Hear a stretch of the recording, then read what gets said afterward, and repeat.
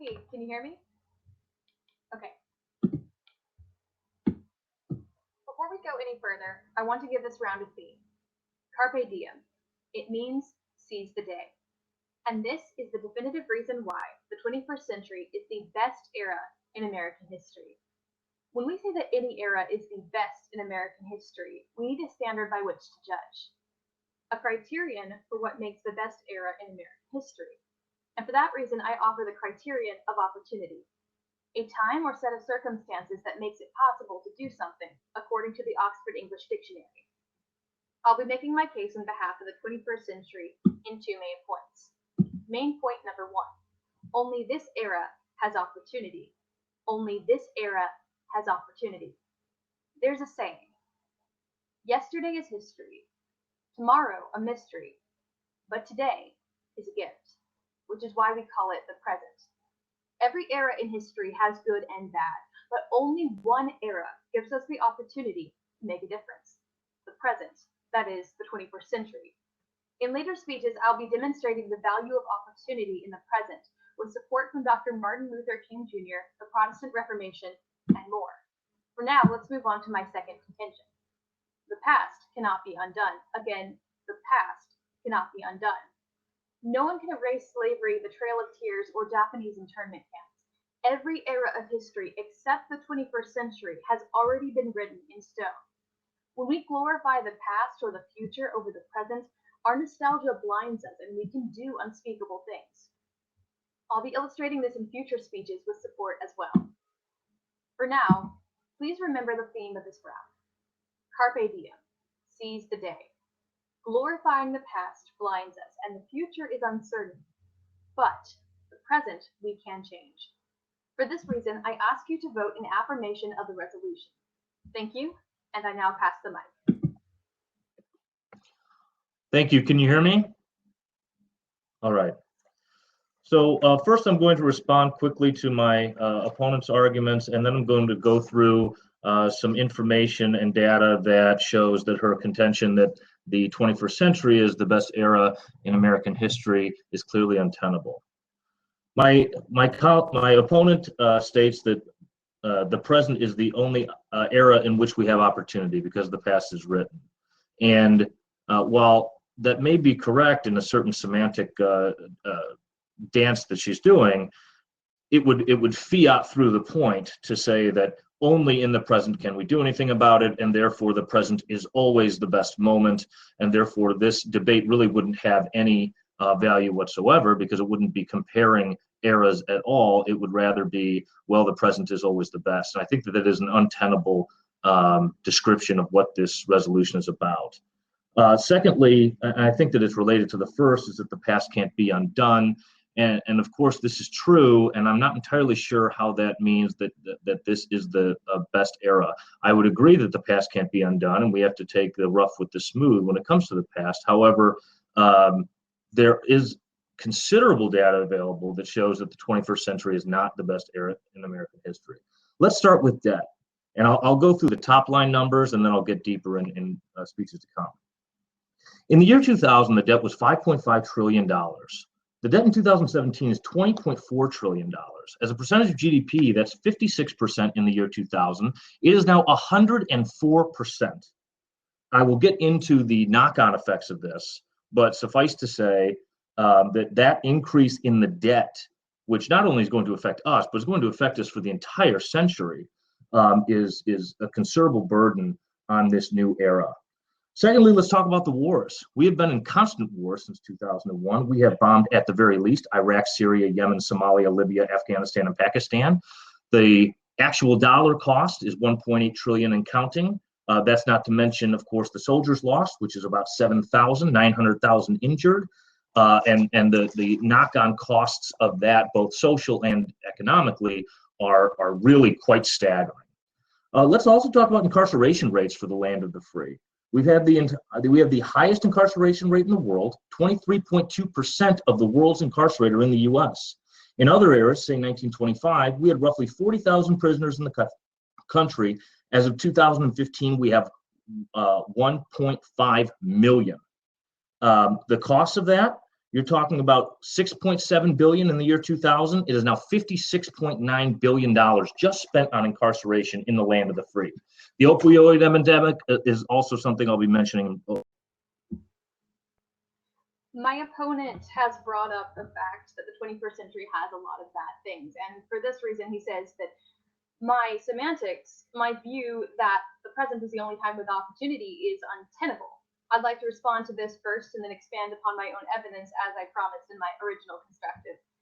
When my opponent lists the national debt, wars, and our incarceration rates, he's making my point for me. We need to seize the day to solve these problems, and we can't do it in any other era. Only in the 21st century, which is the present century, can we rectify issues like the national debt. Only can we then rectify issues like endless wars and incarceration rates. We cannot rectify the past wrongs. We cannot undo the Holocaust or the Japanese internment camps, the Trail of Tears, the assassination of John F. Kennedy. These things are set in stone, but this century is not over yet. If we look at the different centuries and we simply add up the good and the bad, as my opponent is doing, we're simply making a list of what we like about each century, but there's no definitive metric for what makes a century good or bad. I've offered that metric, opportunity. And since I've offered a metric, philosophically and logically, the affirmative case is a lot more tenable than the negative case. I promised I was going to expand on some evidence, though, and I'm going to do that real quick. First of all, I said in my first contention that this era is the only era with opportunity. Martin Luther King Jr., in his letter from Birmingham jail, wrote, "For years now I have heard the word wait. It rings in the ear of every Negro with a piercing familiarity. This wait has almost always meant never. We must come to see that justice too long delayed is justice denied." Dr. King understood that though things were bad in his time, it was the present. It was the time of opportunity. And instead of waiting as he was urged to do, he took action in that moment.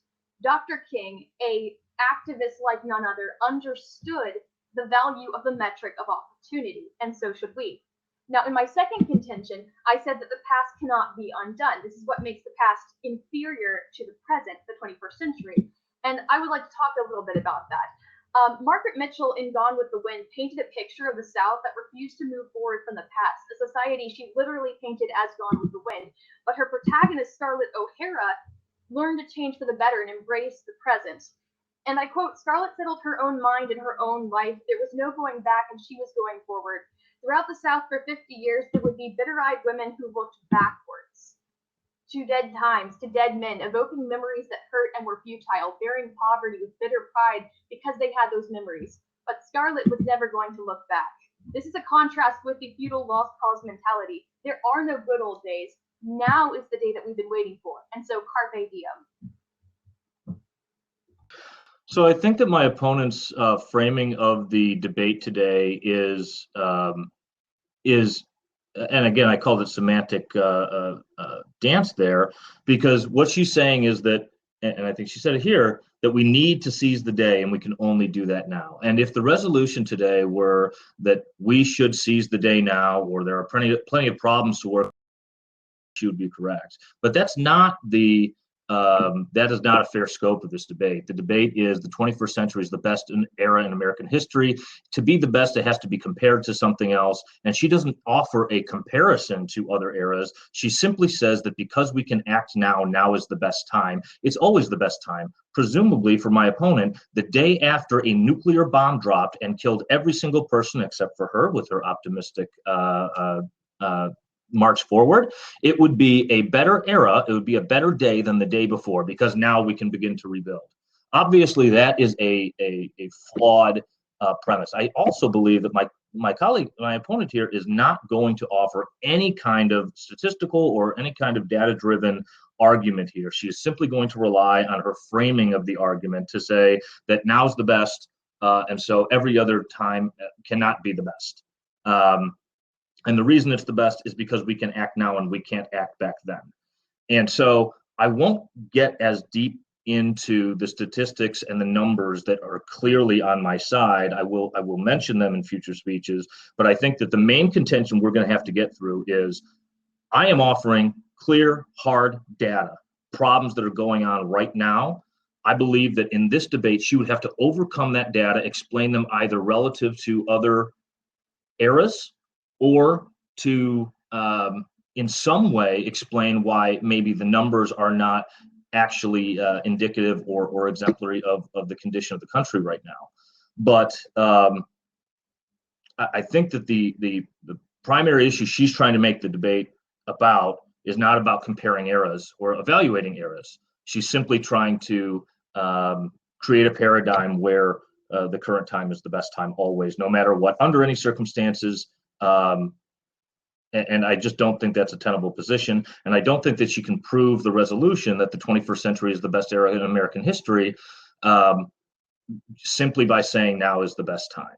So I will get into a little bit of the statistics in my next speech, but I think that's really going to be the main point of this debate. And I would like to ask her how she could justify framing the debate in that way using this language. So when you say best, it offers comparison, and you're not comparing it to any time. You're just saying that the present is best because we can act now.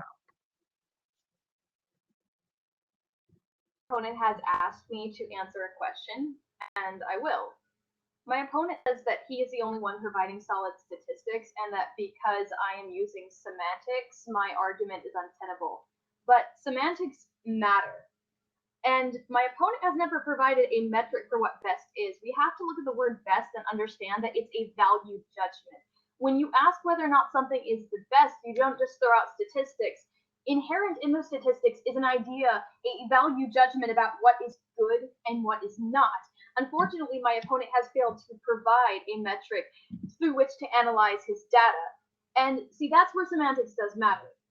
If you don't have a metric, a criterion by which to judge your data, then you don't really have anything at all. So I'm not doing a semantic dance. I'm actually framing the round with a criterion, a standard by which to judge our eras. Now, my opponent said I wasn't participating in a comparison, but I actually am. I have a criterion by which to make that comparison. Opportunity. Because whatever era has the most opportunity is the era that is superior. It just so happens that that criterion falls in my favor. That's why I wrote the case that way, because it's an argument which supports my side. So that doesn't make it untenable, it simply makes it my case. Ideological arguments can be just as tenable as data-based arguments. And my opponent's idea that only his data-driven arguments are legitimate, that philosophical arguments can't also be legitimate, is the fallacy of absolute empiricism. Having a metric matters because if we cannot view around through what the best actually means ideologically, then we're completely unmoored. That said, I want to again point out my main points and reinforce them with evidence. My first, again, that today, the present, is the only time with opportunity, which was my criteria. It was my metric. When we talk about the present being the only time with opportunity, we have to look back to the Protestant Reformation. There was this phrase that came out of it, semper reformanda. It means always reforming. When Martin Luther saw problems in the Catholic Church, he decided to make a change there during the present time, and we should do likewise. He understood that by glorifying the past and by completely getting lost in the future, you miss the best of this era. When you see the opportunity in this era, you do something. Now, my opponent said that if a nuclear bomb dropped and I was the only person left, that it would still technically be the best era. And actually, yes, that could be true. As Scarlett O'Hara said, after all, tomorrow is another day. We don't know what the future holds. Any day, even our worst day, could be the best day. I might be a little bit optimistic, but I think optimism is what ultimately will save mankind. So that being said, I ask you to vote for the only side that's provided a philosophical metric. Thank you, and I now pass the mic. Okay, so I think that my opponent has pretty well framed her side of the debate. She did say that I didn't provide a metric, but of course I am the con side in this debate, so it's really not my burden to show that there's some other era that's better or anything like that. It is her burden to show that the 21st century is the best era in American history. And I think that you need look no further than her claim that the day after a nuclear bomb, where everyone in the United States, 360 million people are dead, that day is better than 3 days before when 360 million people were alive. It is rather an absurd statement. And I understand that she is attempting to put forth a paradigm that is based in philosophy and optimism and being able to act now, and we can't change the past. I understand that, and that's not altogether unreasonable, perhaps, but I just do not think that it fits this this debate as stated in the resolution. So let's get to some metrics. I did state one in debt. We were in considerably less debt. In fact, now the service on the debt, that's just paying the interest payments on the credit card, is $500 billion. To put that in perspective, we don't spend $500 billion on in the federal government on education, research and development, and food aid combined. What would be a better metric? If we had less debt, if we had more spending relative to debt on things like education, research, development, and food aid. Wars, well, here's a metric. Peace, good. Wars, bad. Spending $2 trillion and counting in a foreign war, bad. American soldiers dead, bad. 1 million Iraqis dead, bad. The cost for those returning, $934 billion. It would be better, that's a metric. The fact that we have to spend that on a cost that shouldn't have been borne and is born in the 21st century and will be continued to be born for the rest of the 21st century, that is really a metric. Incarceration. So, I mean, I'm putting all these different categories forward, and I'm the only one providing the data on it. And I understand she's going a different way with her argument, but these are metrics. I'm putting these together so that a person looking at it could say, okay, well, let's compare two eras. This is the 21st century. Let's look at something that I can actually put my hands on, quantifiable data. And in every single way that I've mentioned, the data has shown that we've gotten considerably worse. And that's my metric. So I'll leave it to her. Thank you. I want to go down the flow really quickly before reinforcing my arguments as promised again and address my opponent's arguments. When my opponent finally addressed my explanation of how metrics work and the fallacy of empiricism, he said that I wasn't altogether unreasonable, but he just didn't think that it fit. That's not an adequate academic explanation as to why philosophical metrics are not sufficient and why they shouldn't be preferred. He's basically admitted that he just basically doesn't like philosophy as the defining metric. He then attempted to say that he's provided metrics by linking debt, incarceration, and war to various values that he threw out there. First, I'd like to point out that he introduced these late in the round, and that's detrimental to the education of the round. We're traditionally supposed to introduce ideas in our constructives early in the round and then expand upon those ideas. He decided to come up with metrics very late in the round. But besides hurting the education of the round, the things that he has provided, they're not actually metrics. They're just random values associated with his empirical data. A metric is an overarching, unifying idea that can be judged. He hasn't provided a unifying idea. He's just associated various ideas with the random data that he's thrown out. Again, war, incarceration, national debt. He's picked all of these things because, honestly, he personally thinks that these things matter, but he hasn't provided an overarching idea about why they matter, the why, the philosophy. I have, yes, done a semantic dance, but if you don't do a semantic dance, then you don't understand how to frame an argument. Semantics is the first step of logic. This is absolutely critical. If we throw away philosophy, we throw away our basic understanding of argumentation. And so for that reason, I want to again say this is a real comparison. Opportunity is our criterion. It is our philosophical standard by which we judge whether or not an era is good or not. You know, and I know, everyone knows that we cannot change the past. It is completely written in stone. But we can do something about today. Now, again, I would like to, as promised, expand upon examples. Again, I mentioned the Protestant Reformation, which involved Martin Luther, but another famous German, Ludwig von Beethoven, once wrote, "I want to seize my fate by the throat." Beethoven was not pining over the great composers of the past, nor was he worried about how things would be in the future. Ludwig von Beethoven understood the critical philosophy that you have to seize the day, and if you do not, then you are wasting history. Opportunity is the superior criterion to assess whether or not an era is good. And for that reason, I ask you to affirm the resolution. Thank you. So I'll respond to my opponent's main point. I think that I introduced these my metrics late. I used all of those metrics in my very first speech. You didn't recognize them as metrics, which is, I guess, fair enough. I had to clarify for it, but I stated them out in the front. I didn't hide them. I didn't come up with new categories later in the round. I said exactly what I was measuring the era in my first speech. So I don't think that the education of the round was hurt at all by the fact that in my, I think, third speech, I had to point out that those were my metrics.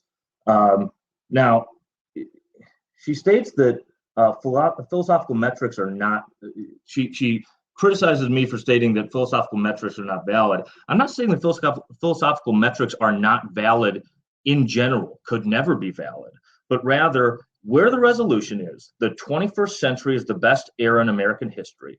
The resolution suggests that it is a comparison, and that comparison has to be done in a way that can equally analyze each era, right? And so I think that her position is simply, and I don't know how else to say it, that the present is the best no matter what. And I think that's untenable. And I think that the round is better suited to actually compare the eras. And there's a lot of good arguments that she could have raised. There's a lot of technology that's improving. There's a lot of medical advances we're having. But she chose to instead kind of rest on this non-quantifiable paradigm where there is actually no comparison of the eras. There is simply this statement that we need to seize the day. And I agree, we should seize the day. And if the resolution were, should we seize the day, I would actually have to forfeit the round. I would just concede, and I would say that you win because that is absolutely correct. However, that's not what the resolution is. The resolution is about comparing eras in American history. That's the best education for the round. And I provided the statistics and the data that have gone completely unrebutted, so I won't even dwell on them really. Just to say that when you look at the 21st century, it is mired in debt, in war, in increasing incarceration rates, and increasing a decrease in freedom, decrease in social mobility. All of the data says that the 21st century is not the best era in American history. And I guess this will come down to a decision of whether the judge decides that that the framing of the debate was simply to say that the present is the best, or if data is what they were after. So now that we are nearing the end of the round, I would like to provide two voting issues. Obviously, judges come up with their own. These are suggestions just merely from my perspective. The first voting issue that I would like to offer is that of metrics. So we have my opponent who has offered, he claims, metrics from the very beginning. But I like to recall, I'd like to take everyone back to his first speech and his second speech. In it, he said that he was the only one who had provided data, concrete things. Only later did he change his tune and say that he had metrics in there all along. Again, failing to address the fact that a bunch of random values are not, in fact, an overarching unifying thing by which you can judge. So what we see here from my opponent's arguments, we can see them really from the very beginning, is that he believes that the tangible things, that things that you can touch, are the only things by which you can really judge an era. This is a fallacy of absolute empiricism, the idea that only the tangible things that we can see and touch matter. It's a terrible metric because let's ask ourselves, when he picked out the national debt, war, incarceration, there has to be some underlying philosophical reason. He thought those things were important, but he didn't bring it forward in a metric or a criterion by which you, the viewer, could decide. Now, on the other hand, I have offered the criterion, the metric of opportunity. It's a very clear philosophical idea by which you can judge each era. And true, it does favor the present, but I think that it's superior because it is a unifying idea. Not to mention, I'm the only one who's really offered an actual unifying idea, a metric. So on the voting issue of metrics, the affirmative clearly has a idea by which to judge, and the negative has committed the fallacy of empiricism, that only that tangible data matters. He's attempted to link it to various ideas, but from the very beginning, he said that only that hard data matters without providing a reason why he picked out those specific points. It really comes down to his personal preference when you look at the construction of the case, whereas opportunity, a criterion, is an actual idea. Now, the second voting issue that I would like to provide is that of comparison. It's interesting to note that in his case, my opponent only talked about how bad the 21st century was, but he never actually talked about any other era.